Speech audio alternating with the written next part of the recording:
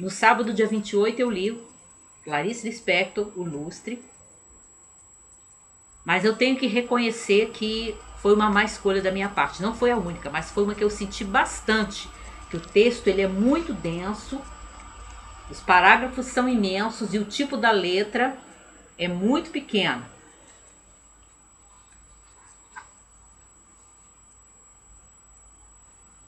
E eu sei que eu peguei muito pouco, poderia ter pegado mais. Claro que a gente não pega um texto da Clarice Lispector e esgota ele numa única leitura. Eu não tenho essa ilusão. Mas eu certamente, para uma primeira leitura, eu teria aproveitado muito mais se eu não tivesse esse compromisso que eu mesma me impus de ler num dia só. E aí eu li, e li até tarde da noite no sábado. Só que eu percebi, estava me dando conta quantas coisas eu não estava pegando, não estava digerindo, porque o texto dela é para isso. Você lê uma parte, você deixa aquele texto cair, você pensa um pouco nele, e aí você continua a leitura, uma coisa mais calma, né? Mais pausada, com certeza. E aí a minha leitura foi muito defeituosa. Culpa minha, não é a culpa não é do texto da Clarice, é culpa minha. Como eu estava conversando trocando ideias rapidamente com o Lucas Speck, que ele tem um vídeo que eu vou botar o link embaixo sobre a biografia do Benjamin Moser sobre a Clarice Lispector. A gente pega um texto da Clarice e parece que ela faz aquilo que o escritor Henry David Thoreau escreveu, né? Quando ele disse que nunca tinha encontrado uma pessoa completamente acordada. E aí você vai para o texto da Clarice Lispector e você tem a impressão que ela realmente estava completamente acordada. Porque ela tem um olhar assim tão profundo para as coisas e para dentro dos personagens que realmente às vezes a viagem é tão longe que eu tenho que confessar que tem livros dela que eu não consigo acompanhar. Eu leio, mas eu pesco muito pouco. Mas aqui foi culpa minha no outro sentido. Não é simplesmente porque o texto é denso, porque eu me propus ler, né? Dentro do espaço de 24 horas e não é um texto para isso. E aí eu percebi só que a história da Virginia começa a contar a história dessa jovem desde que ela era criança, a ligação dela com o irmão mais velho, com o Daniel, como os dois eram ligados, especialmente essa ligação da parte dela mesmo. A gente nota que ela é muito apegada ao irmão, que ela se submete a ele voluntariamente, com aquele empenho, né? aquele empenho do coração de criança, né? De irmã mais nova, que segue o irmão. E me pareceu que quando mostra, né, faz alguns saltos na narrativa, quando mostra a Virginia já adulta, e aí ela já não está naquela cidadezinha, né? Ela está na cidade. E aí a gente entende que eles vieram, né? Ela, o irmão, a família dela é originária de uma cidade pequena, uma cidade do interior, porque depois ela começa a fazer o contraste entre a cidade dela e a cidade, né? Que então seria a metrópole, a cidade grande.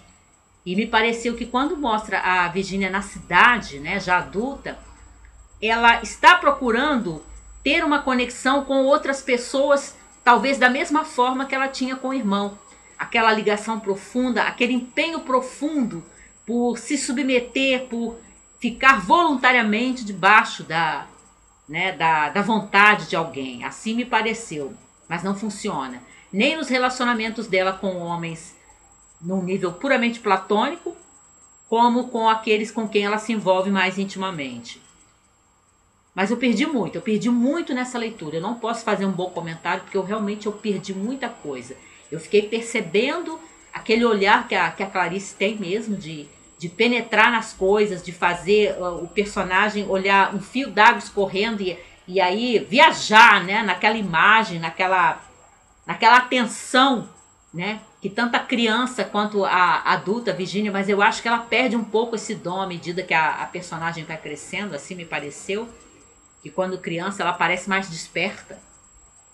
Mas aí a gente perde muito, eu perdi muito nessa leitura de 24 horas num texto da Clarice, realmente.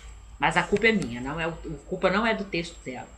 Aí no domingo eu li esse aqui, no dia 29, Vitória, de Joseph Conrad, que é um escritor inglês, é um romance clássico, foi publicado pela primeira vez às vésperas da Primeira Guerra, em 1914. Até a nota inicial que ele faz ao livro, ele fala sobre isso.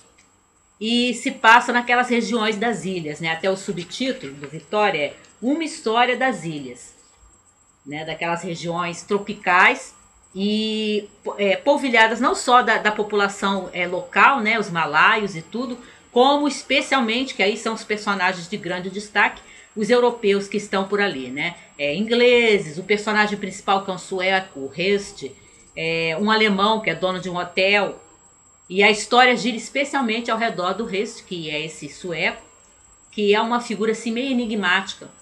Porque, embora o Conrad, nas primeiras partes do livro, porque o livro tem 4 partes, nas primeiras partes, na primeira e na segunda, acho que a partir da terceira ele já começa a modificar. Ele faz a gente ver o resto através dos olhos de outros personagens. Nas partes seguintes, na terceira e na quarta, ele deixa a gente penetrar realmente naquilo que o personagem está pensando e está sentindo. Mas mesmo assim, mantém uma aura de enigma ao redor do Rest.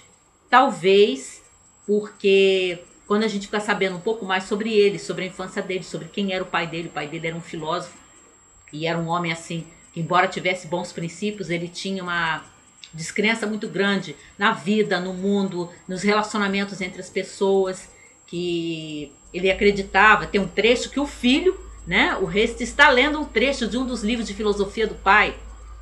E aí a gente lê o trechinho junto com ele, porque o Conrad transcreve, né, o que seria um trecho desse livro de filosofia do pai do herói. Que os seres humanos estão sempre tendo a ilusão de que sentimentos como o amor, como a amizade vão romper a sua solidão. Vão dar um sentido à sua vida, e isso não é verdade. É a ideia do pai, né, do pai do herói. E aí a gente percebe que isso realmente contaminou o filho dele. Até tem um momento que alguns personagens observam isso, que muito provavelmente aquela forma do pai dele enxergar a vida, embora não fosse um homem ruim, mas um homem cético de todas as coisas, né, quase um misântropo, passou para o filho, influenciou o filho, né, naquela infância, naquele final da adolescência, que é uma época muito impressionável, né? Ele foi moldado pelo modo do pai pensar, pelo modo do pai agir. Praticamente não se fala da mãe, né? Que ela teria morrido muito jovem. E aí a gente percebe que Hest é um homem realmente sozinho. É um homem que mesmo quando ele está em grupo, ele está sozinho. E boa parte da história, boa parte do drama, parece que tem a ver com isso. Pelo fato dele não ser um homem de maus princípios, mas como ele não se envolve muito com as pessoas ao redor dele, ali naquela região das ilhas, ele acaba, que eu só posso entender assim, acaba suscitando uma espécie de ressentimento, de inveja de um dos personagens, que cria uma calúnia sobre ele, e essa calúnia se alastra ao longo do romance e vai ter consequências terríveis nas últimas partes do livro.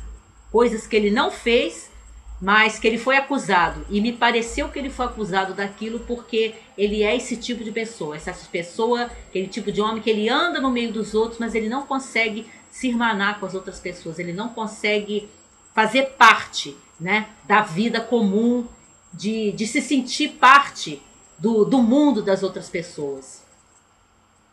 Eu gostei muito, eu fiquei assim muito pensativa enquanto estava lendo esse livro.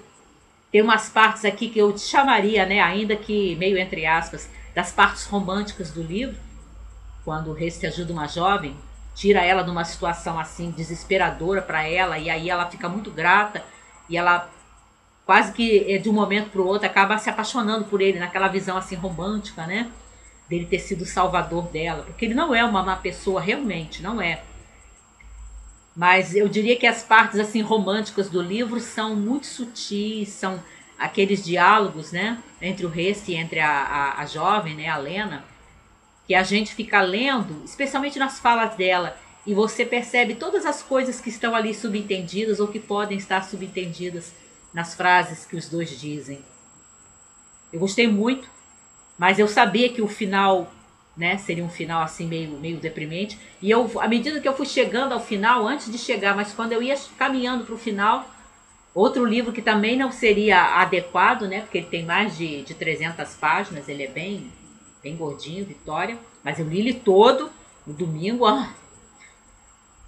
Mas eu fiquei pensando que tipo de pessoa seria o Conrad na sua vida, né, no seu dia a dia com a sua família. Será que ele tinha essa visão mesmo do mundo? Não sei. Mas é um belo livro. É um belo livro. E hoje eu li esse aqui, do Altran Dourado, Tempo de Amar.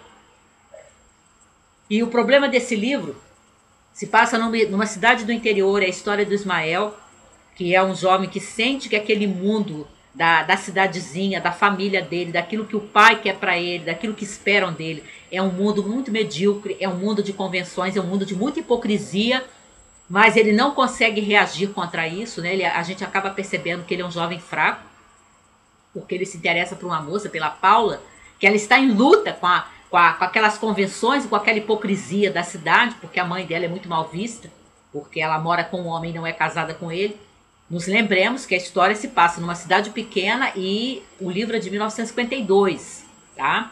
Por isso que tem essa preocupação toda que hoje, de repente, a gente já não, né, não se escandaliza, mas dentro desse ambiente, dessa época, tem essa situação.